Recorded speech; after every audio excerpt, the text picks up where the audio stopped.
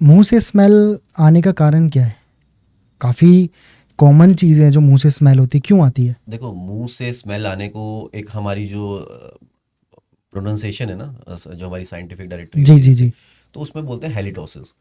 मुंह से स्मेल आने का जो मोस्ट इम्पॉर्टेंट कारण है वो होता है पायरिया। पायरिया। पायरिया एक लेमन टर्म है। Periodontitis is a name of disease. ठीक है, अब पेरिडोंटाइटिस क्या होता है? धीरे धीरे मसूड़ों के अंदर सड़न बढ़ती जाती है। वो शुरुआत क्या होती है? शुरुआत होती है मसूड़ों की सड़न से। उसको हम बोलते हैं जिंजिवाइटिस। ओके। ठीक है, अब होता क्या है, दांतों और मसूड़ों के बीच में खाना फंसता है। अब वो खाना फंस रहा है, स्पेस बन गया। हम्म। अब जब तक वो मसूड़ों तक सीमित है तब तक वो जिंजिवाइटिस है। जैसे ही उस स्पेस वो डीप होना शुरू हो गया और उसने हड्डी को गलाना शुरू कर दिया जिसमें हमारे दांत हैं, तो वो बन गया पेरिडोंटाइटिस। तो मुंह से स्मेल आने का सबसे मेन रीजन है पेरिडोंटाइटिस या पायरिया। लेमन टर्म में पायरिया बोलते हैं हम। ठीक है, अब जिंजिवाइटिस में जनरली सिम्टम्स जो शुरू में हमें मिलते हैं ना, वो होता है कि मसूड़ों से खून आना। हम्म।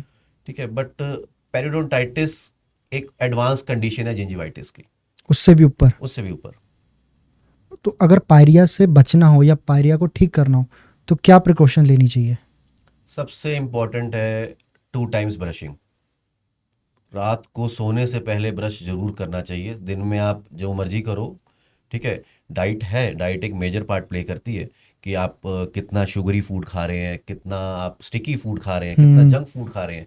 ठीक है, बट फिर भी अगर आप उसको एक रिस्ट्रिक्ट करना चाहते हो तो आप एटलीस्ट रात को ज़रूर ब्रश करें। हम रात को ब्रश करते ही नहीं है मोस्ट ऑफ द पॉपुलेशन। सुबह उठ के ब्रश कर लेंगे। राइट। ठीक है, रात को ज़रूर ब्रश करो। ब्रश करने के बाद रिंस करो एंड देन स्लीप। तो ये हमारे पायरिया के जो सिम्टम्स है या जो होता है वो कम कर सकता है। हाँ, उसको मतलब होने नहीं देगा ना। हम सिम्टम्स में भी पायरिया पे आ ही नहीं रहा ना राइट कि राइट हमें राइट। पायरिया हुआ है। हमें हम्म। पायरिया हो ही ना। ना, हम उसके लिए करें। उसके लिए करें। हम 2 बार ब्रश करें, सुबह हम्म। करें, शाम को करें। अच्छा, अगर आप कभी मीठा खा रहे हैं, भाई हम्म। पार्टी में गए हो, जी मीठा जी अवॉइड जी नहीं कर जी। सकते।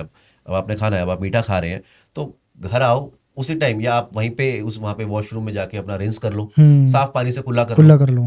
देखो, खाने के बाद रिंसिंग आफ्टर एवरी मील। ये बहुत इंपॉर्टेंट है। ठीक है, हम खाना खा लिया, सुबह खा लिया इवन कभी। एक बिस्किट भी खा रहे हैं तो भी हाँ, आपने अगर खा लिया, अब आपको पता है 2-3 घंटे कुछ नहीं खाना, आप रिंस कर लो ना। कुल्ला कर क्यों लो। उसको वहाँ पे स्टिक होने की जगह दे रहे हो? हम्म। वो फूड वहाँ पे पार्टिकल स्टिक होगा, बैक्टीरिया जाएंगे और वो अपना काम करेंगे। जिनको पायरिया हो गया हम्म। उनको क्या करना चाहिए? Because most of the population, जैसा आपने बताया, अगर मैं इसको साइंटिफिक रिपोर्ट से समझना चाहूँ, 10 में से कितने लोगों को पायरिया होगा? देखो, 70 to 80% of population is suffering from pyorrhea. Pyorrhea मतलब 10 में गम से problem, I am gum talking about gum gum problem. Problem. और मतलब मैं कहूँ 90% आप ले लो इसको, पायरिया को। उनको gum problem, gum disease, gum disease. Gingivitis, then advance condition periodontitis. 90% को जिंजिवाइटिस है, और उन्हें पता भी नहीं उनको होगा। पता ही नहीं है। और उनको कई बार ऐसा सिम्टम आया होगा, मतलब वो क्या पता कंटिन्यू हो, क्या पता वो बंद हो चुका हो, जैसे कि हल्का सा ब्रश करते हुए खून आना मसूड़ों से। राइट। अब वो 2-3 बार आ गया, फिर वो बंद हो गया। हम्म। ठीक है, बट वो आया क्यों? बिकॉज वो एक बार डिजीज वहां पे डेवलप हो गई। अब हमने ब्रश करना शुरू कर दिया, वो क्या पता मास्क हो गई हो डिजीज, और अंदर ही अंदर स्लो प्रोग्रेसिव डिजीज होती है ये। तो वो अंदर ही अंदर प्रोग्रेस होती रहती है। तो मेन चीज़ क्या है, सिम्टम्स हमें ध्यान रखने हैं। हमारे मुंह से स्मेल आ रही है, ब्रश करते हुए खून आ रहा है, हम्म। दांतों में खाना फंस रहा है। ठीक है ना, तो ये इंपॉर्टेंट सिम्टम्स हैं और साइंस हैं जो हमें देखने हैं। ठीक है, तो फिर कोई इशू नहीं है। ठीक है। पायरिया हो गया हम्म। किसी पर्सन को, जो कि बता रहे हो काफ़ी लोगों को होता भी है। हम्म। नाउ अब सेकंड स्टेप क्या है, उसे क्या करना चाहिए? क्योंकि या तो लोग छोड़ देते हैं उसको, जो चल रहा है चलते रहने दे देता है, हम्म। कंडीशन और ख़राब होती जाती है। उस केस में क्या करना चाहिए? देखो, अगर पायरिया हो गया ना, तो सबसे पहले आप अपने डेंटिस्ट को कांटेक्ट करो। ठीक है। ठीक है, and specialised dentist for treating pyorrhoea और periodontitis is a periodontist. Periodontist. Yes, जो डॉक्टर मसूड़ों की प्रॉब्लम और गम ट्रीटमेंट करते हैं उनको बोलते हैं पेरिडोंटिस्ट। ओके। तो कंसल्ट अ पेरिडोंटिस्ट, जो कि स्पेसिफिकली सेम फील्ड है इसके लिए।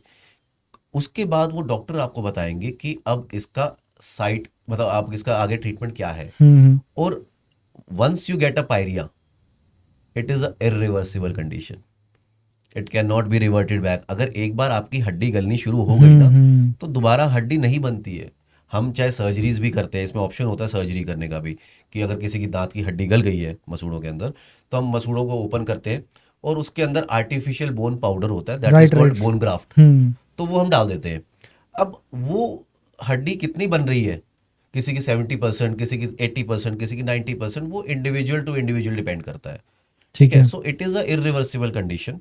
ठीक है, ये बुक्स में लिखा हुआ है, ये बस मैं नहीं वहां बोल पर रहा। आप कॉस्मेटिक सर्जरी ही कर रहे हैं एक तरीके कॉस्मेटिक सर्जरी नहीं इट्स है, काइंड ऑफ वो बोन पाउडर जो आप डाल के हाँ, उसको बना रहे हो। ये कॉस्मेटिक नहीं है, ओके, ये ट्रीटमेंट है विच इज ट्रीटमेंट है। Required. Okay, cosmetic can be neglected, cosmetic को हम निगलेक्ट कर सकते हैं कि हाँ ठीक है, अच्छा नहीं दिख रहा तो चलने दो, ठीक है। ये निगलेक्ट नहीं कर सकते आप, ये तो बढ़ती जाएगी और दांत हिल जाएंगे। तो उसको करना कंपलसरी है। बिल्कुल।